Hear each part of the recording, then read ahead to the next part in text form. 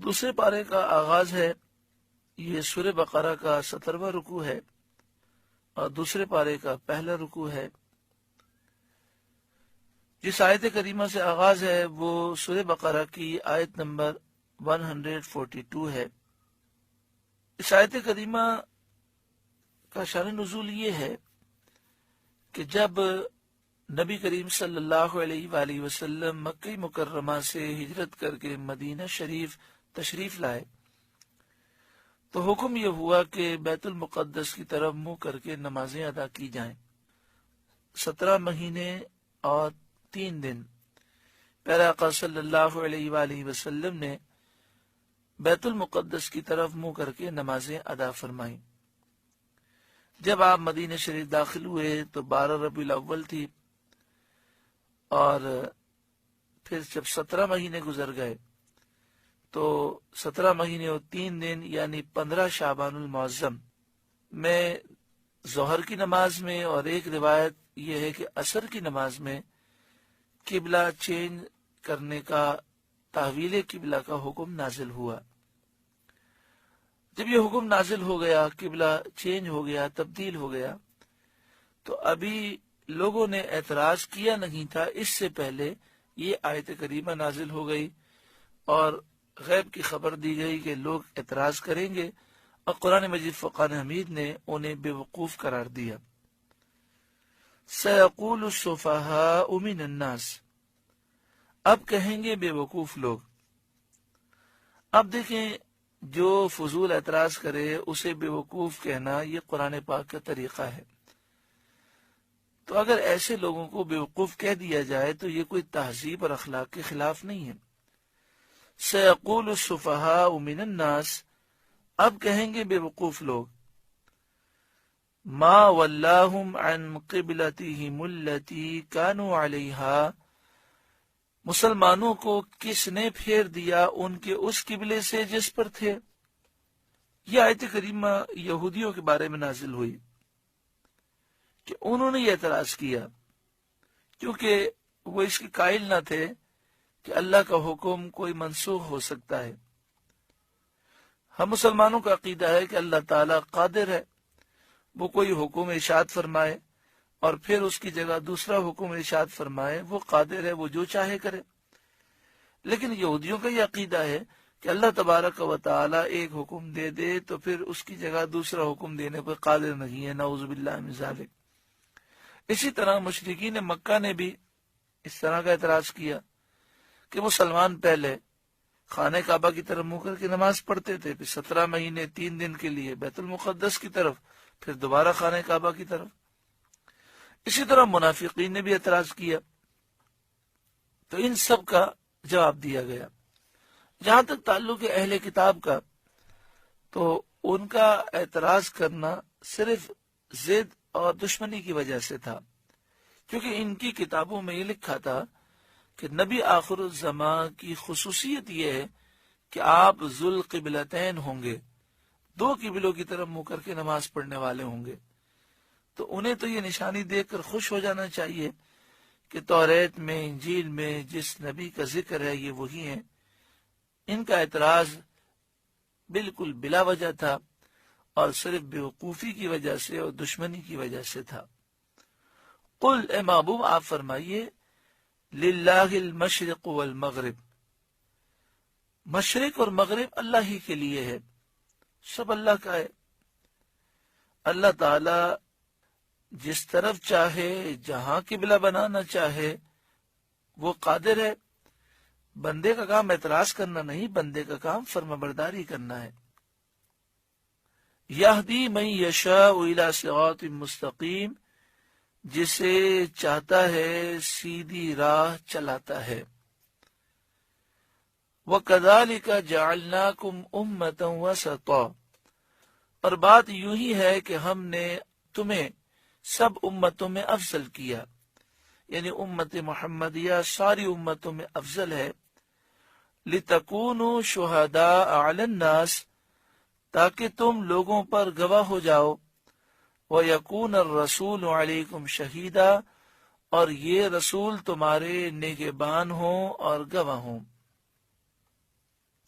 مسند امام احمد بن حنبل تیسری جلد صفحہ نمبر 61 پر ہے، حضرت ابو سعید خدری رضی اللہ تعالیٰ عنہ بیان کرتے ہیں، نبی اکرم صلی اللہ علیہ وسلم نے ارشاد فرمایا، بلا شبہ یہ امت 70 امتوں کو پورا کرے گی، یعنی بڑی بڑی 70 امتیں ہیں، تو یہ امت ان میں آخری ہے، تو ان 70 کے فیگر کو یہ پورا کرنے والی ہے۔ یہ امت اللہ تعالیٰ کے نزدیک سب سے آخری، سب سے بہترین اور سب سے معزز ہے۔ قرآن مجید فرقان حمید سورہ آل عمران آیت نمبر 110 چوتھے پارے میں ارشاد ہے، کنتم خیر امت اخرجت للناس، جتنی امتیں آئیں ان میں تم سب سے بہترین امت ہو۔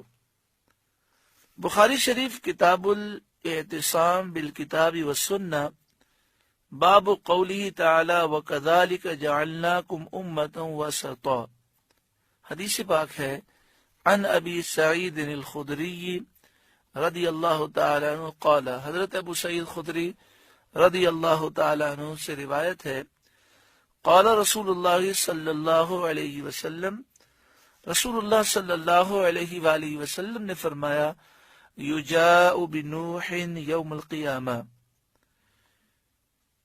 قیامت کے دن حضرت نوح علیہ السلام تشریف لائیں گے، ان کو لایا جائے گا، ان کی امت سامنے لائی جائے گی، فیقال له هل بلغت، ان سے کہا جائے گا کہ کیا آپ نے تبلیغ فرمائی، پیغام پہنچا دیا؟ فیقول نعم، حضرت نوح علیہ السلام کہیں گے ہاں یا ربی، اے میرے رب۔ فتسأل امتہ، پھر آپ کی امت سے، آپ کی قوم سے پوچھا جائے گا، حل بلغکم، کیا انہوں نے تمہیں پیغام پہنچایا تھا؟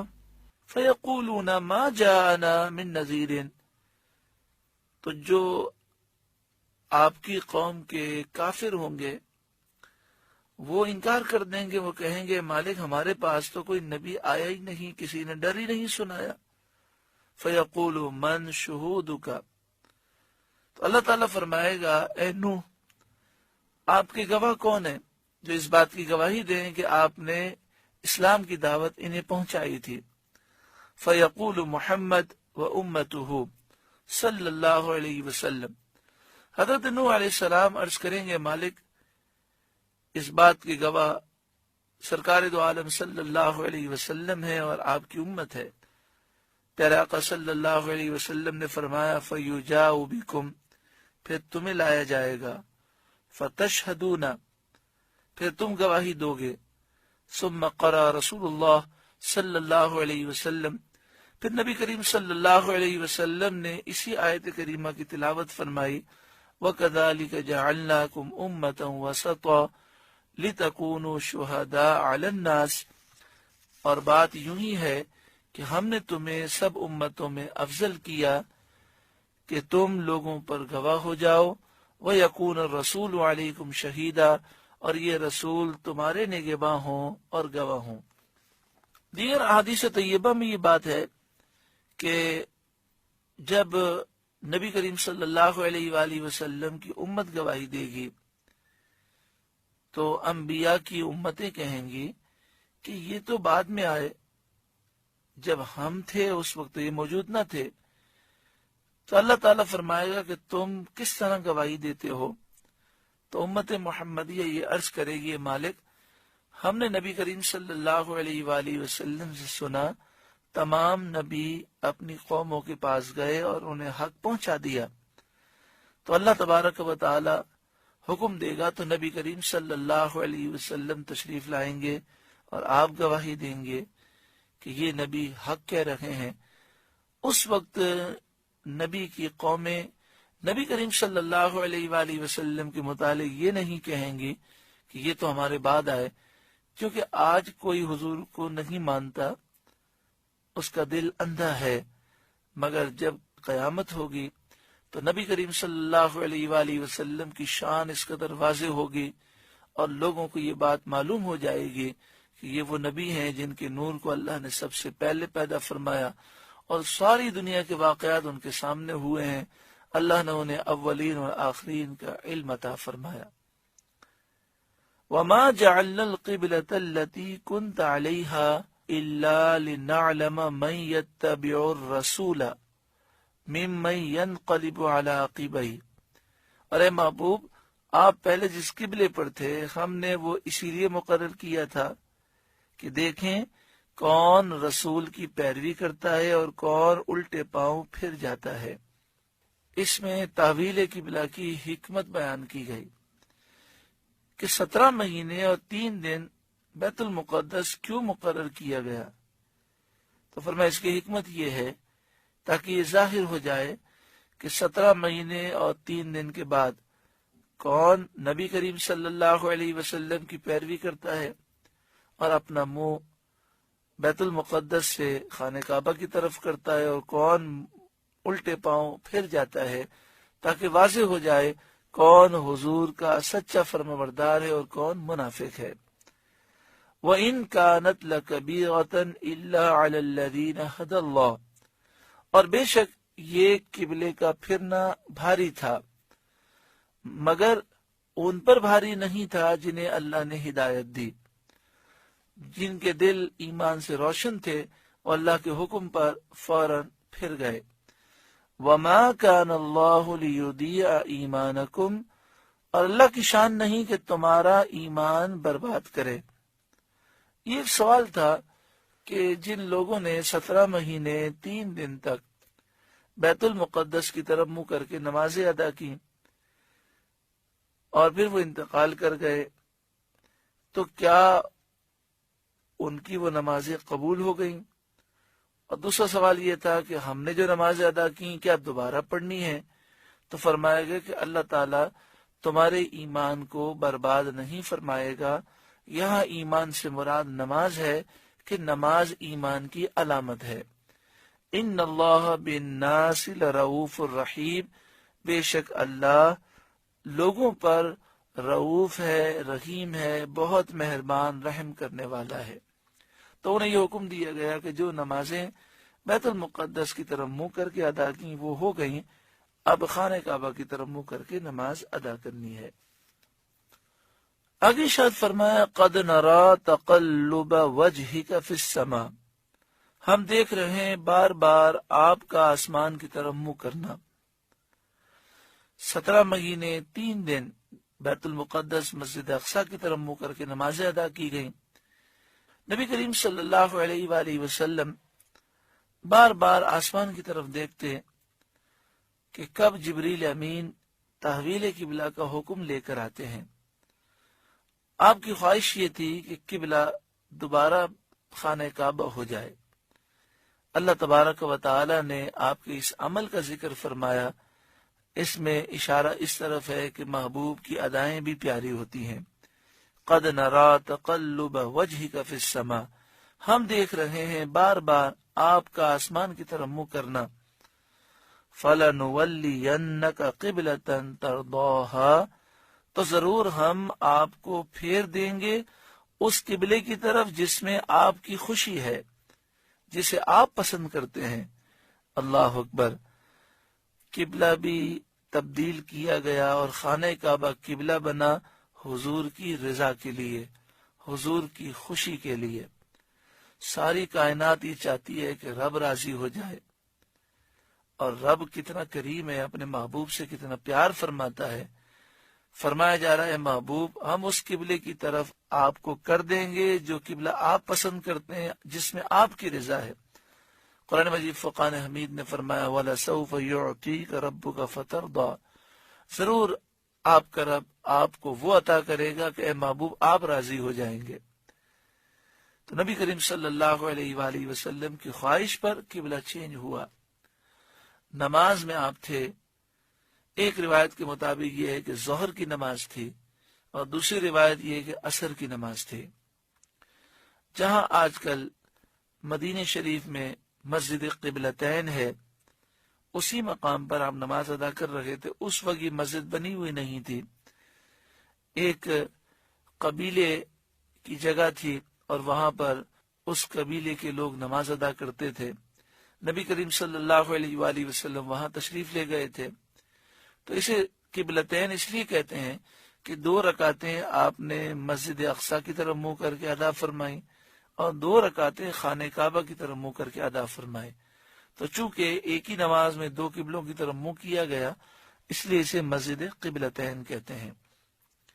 مسجد قبلتین میں آپ جائیں تو آپ محسوس کریں گے کہ جہاں محراب بنی ہے، جہاں امام کھڑے ہو کر نماز پڑھاتا ہے، اس کے بالکل بیک سائڈ پیچھے کی طرف اگر دیوار میں آپ اوپر دیکھیں تو وہاں چھوٹی سی محراب دیوار میں چھت کی طرف دیوار کے اوپر کے حصے کی طرف بنی ہے، جو اس بات کی نشاندہی ہے کہ مدینہ شریف میں قبلے کا رخ اس طرح ہے کہ بیت المقدس کی طرف منہ کریں تو خانہ کعبہ کی طرف پیٹھ ہوتی ہے، اور خانہ کعبہ کی طرف منہ کریں تو بیت المقدس کی طرف پیٹھ ہوتی ہے. یعنی یہ دونوں سمتیں ایک دوسرے کے برعکس ہیں، اپوزٹ ہیں.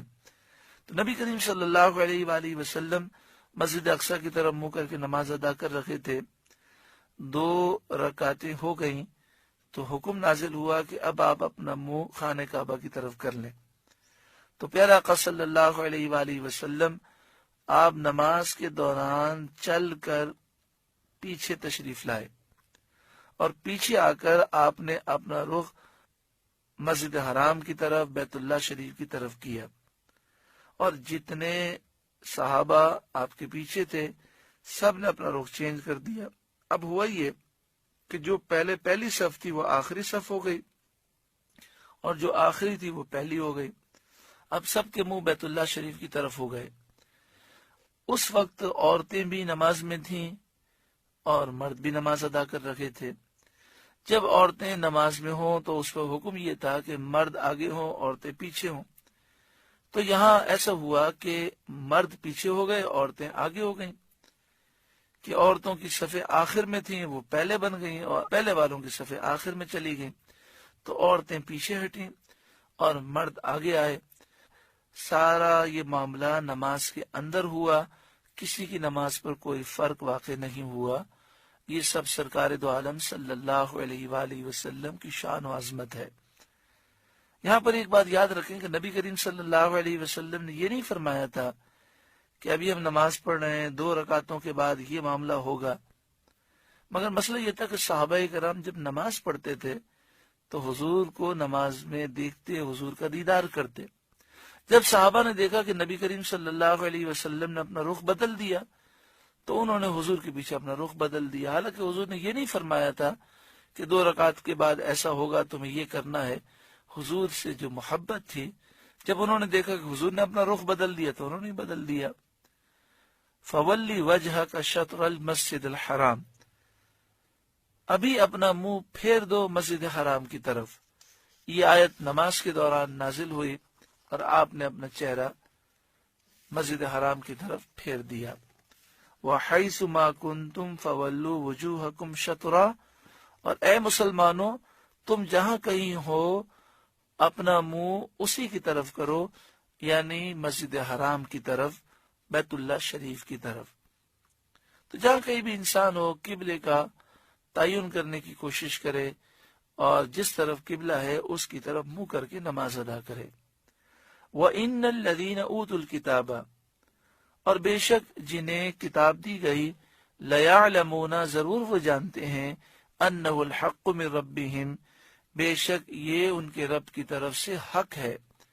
یعنی اہل کتاب کو یہ معلوم تھا کہ نبی آخر الزماں کی صفات میں سے ایک صفت یہ ہے کہ یہ 2 قبلوں کی طرف منہ کر کے نماز ادا کریں گے، اور انہیں پتا تھا کہ یہ قبلہ چینج ہوگا. اس کے باوجود ان کا اعتراض کرنا صرف اور صرف ضد کی وجہ سے ہے. وَمَا اللَّهُ بِغَافِلٍ عَمَّا يَعْمَلُونَ، اور اللہ ان کے کاموں سے بے خبر نہیں ہے. وَلَئِنْ أَتَيْتَ الَّذِينَ أُوتُوا الْكِتَابَ بِكُلِّ آیَةٍ، اور اگر تم ان کتابیوں کے پاس ہر نشانی لے کر آؤ، مَا تَبِعُوا قِبْلَتَكَ وہ تمہارے قبلے کی پیروی نہ کریں گے. یعنی جتنی بھی نشانیاں دکھا دی جائیں یہ نہیں مانیں گے، کیونکہ نشانی دکھانا اسے فائدہ کرتا ہے جسے سمجھ نہ ہو. جو جان بوجھ کر سمجھنے کے باوجود انکار کر رہا ہو ضد کی وجہ سے، تو کوئی نشانی اسے فائدہ نہیں دیتی۔ وَمَا أَنْتَ بِتَابِعٍ قِبْلَتَهُمْ، اور نہ تم ان کے قبلے کی پیروی کرو گے۔ اس میں یہودیوں اور عیسائیوں کا رد ہو گیا۔ وہ یہ سمجھ رہے تھے کہ 17 مہینے 3 دن تک مسجد اقصی بیت المقدس کی طرف منہ کیا گیا، اب خانہ کعبہ کی طرف منہ ہو گیا، اور چند دنوں کے بعد پھر دوبارہ مسجد اقصی کی طرف منہ کریں گے، تو فرما دیا گیا کہ اب قبلہ قیامت تک یہی رہنا ہے، مسلمان بیت اللہ شریف کی طرف منہ کر کے ہی نماز ادا کریں گے۔ وَمَا بَعْدُهُمْ بِتَابِعٍ قِبْلَةَ بَعْدٍ، اور وہ آپس میں بھی ایک دوسرے کے قبلے کی پیروی نہیں کرتے۔ یہ عیسائی یہودی ایک دوسرے کے قبلے کی پیروی بھی نہیں کرتے، بظاہر تو بیت المقدس کی طرف منہ کرتے ہیں، لیکن یہودی بیت المقدس میں جو صخرہ چٹان ہے اس کی طرف منہ کرتے ہیں جو مغربی کنارہ ہے، اور عیسائی مشرقی کنارے کی طرف منہ کر کے اپنی عبادت کرتے ہیں۔ وَلَئِنِ اتَّبَعْتَ أَهْوَاءَهُمْ مِنْ بَعْدِ مَا جَاءَكَ مِنَ الْعِلْمِ، اور اے سننے والے کسے باشد، اگر تو ان کی خواہشوں پر چلا علم آنے کے بعد، إِنَّكَ إِذًا لَمِنَ الظَّالِمِينَ، بے شک ضرور تو اس وقت ظالموں میں سے ہو جائے گا۔ یہ ہر پڑھنے والے کو خطاب ہے کہ جب علم آ چکا، اس کے بعد بھی اگر آپ یہودیوں عیسائیوں کی خواہشات پر چلے تو تمہیں یہ برباد کر دیں گے اور تمہارے ایمان کو ضائع کر دیں گے۔ تو اے مسلمانوں، تم یہودیوں اور عیسائیوں کی باتوں کو فالو نہ کرو، ان کے پیچھے نہ چلو۔ الذین آتیناہم الکتاب، وہ لوگ جنہیں ہم نے کتاب دی، یعرفونہ، وہ اس نبی کو پہچانتے ہیں، کما یعرفون ابناءہم، جیسے آدمی اپنے بیٹوں کو پہچانتا ہے۔ مطلب یہ کہ پچھلی کتابوں میں نبی آخر الزماں حضور سید عالم صلی اللہ علیہ وآلہ وسلم کے اوصاف ایسے واضح اور صاف بیان کیے گئے ہیں جن سے علماء اہل کتاب کو حضور صلی اللہ علیہ وآلہ وسلم کے خاتم الانبیاء ہونے میں کچھ شک و شبہ باقی نہیں رہ سکتا، اور وہ حضور صلی اللہ علیہ وسلم کے اس منصب عالی کو یقین کے ساتھ جانتے ہیں۔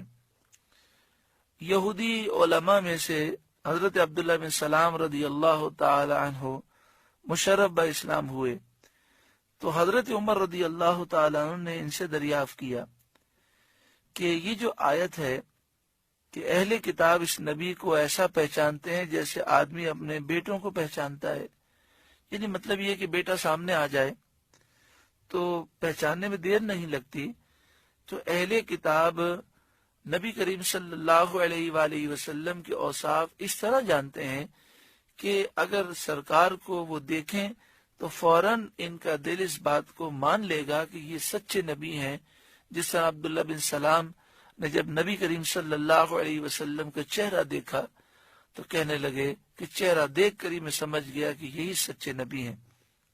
تو حضرت عمر رضی اللہ تعالی نے پوچھا کہ یہ جو آیت کریمہ ہے یعرفونہ کما یعرفون ابناءہم، تو اس میں جو معرفت بیان کی گئی اس کی شان کیا ہے، یعنی اہل کتاب حضور کو کتنا جانتے ہیں؟